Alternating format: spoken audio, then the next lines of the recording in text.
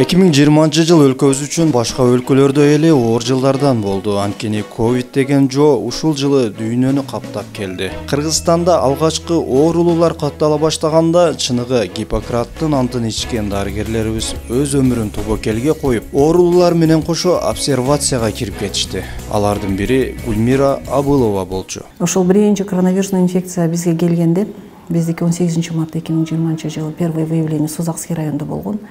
20 мартта биздин Курманжандатка изолятору биз уже обсервация болуп өзү 29 февралдан баштап иштегенбиз. Биз Кореядан келген биздин өзүбүздүн жарандарды ушул жерде наблюдениеде кармап отурганбыз.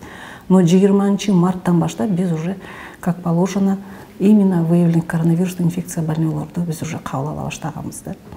Ушул жерден биз биринчи киргенибизде, конечно, коркунучтуу болгон, страшно болгон, неизвестный нерсе менен мындай туш келгенде, белгисиз, таанылбаган, белгисиз нерсе менен туш келгенде любой адам коркот.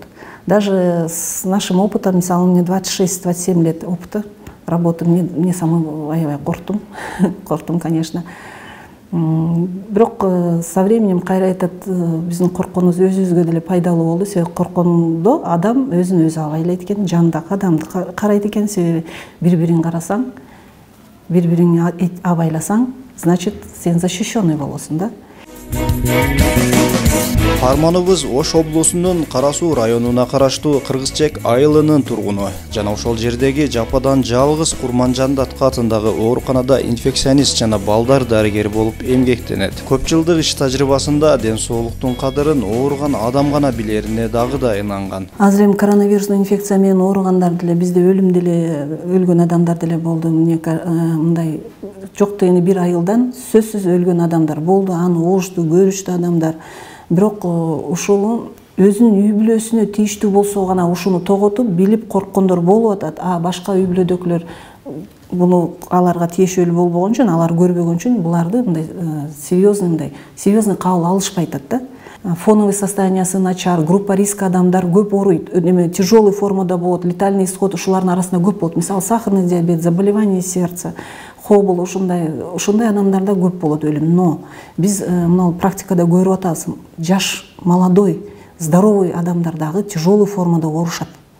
Среди этих случаев дагы иногда бывают летальные случаи. Эмне үчүн? Себеби алар үйүндө самолечение менен заниматься кылып, узакка чейин үйүндө жүрүп калып атышат.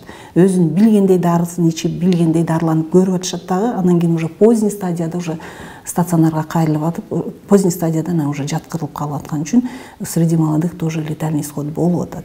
Гүлмира айымды азыркы учурдагы ковидке каршы элдин санитардык эрежелерден баш тарта баштаганы тынчсыздандырат. Анткени экинчи толкун күз, кыш мезгилдерине туура келсе, бул опурталдуу дейт. Менин кеңешим мына көчөдө жүргөн адамдарга, особенно маршруткаларда адамдарга менин мындай кеңешим бар эле. Маска — это необходимость. Это прям шунчалык обязательная необходимость. Сөзсүз масканы тагуу керек. Себеби маска бул бир гана өзүңөрдү эмес, жаныңда адамды да сактайт. Обычный сезон, ал вирусный инфекциялар аябай көп. Грипп, парагрипп дегендерденчи, аденовирусный инфекция. Но мына быйылкы 2020 жылдан баштап бизде COVID-19, то есть SARS-2 деп жаңы инфекция чыкты. Хотя вот коронавирусный инфекция мурун деле белгилүү болгон, но бул түрү SARS-2, бул COVID-19 деген аты менен аталып кетип атат. Бул достаточно белгисиз биз үчүн жаңы вирус болуп чыкты да. Бул дагы биздин сезонный инфекциялар менен кошо болот. Сезонный грипп кетип атат, и сезонный грипп менен кошуп вирусный инфекциялар обострение берет. А COVID-19 это вирусная инфекция. То есть как раз ее сезон, азыркы сезон для них. Бул уже мындай статистика караганда да уже аз-аздан көбөйүп баратат.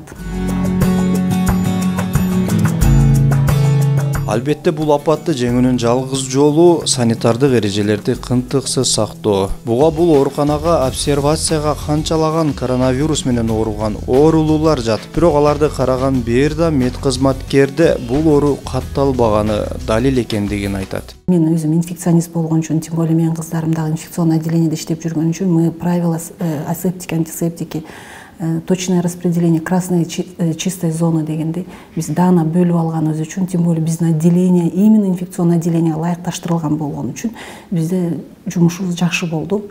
Бизде зараженный случай, биздин именно отделениеде зараженный случай вообще болгон жок за весь период работы.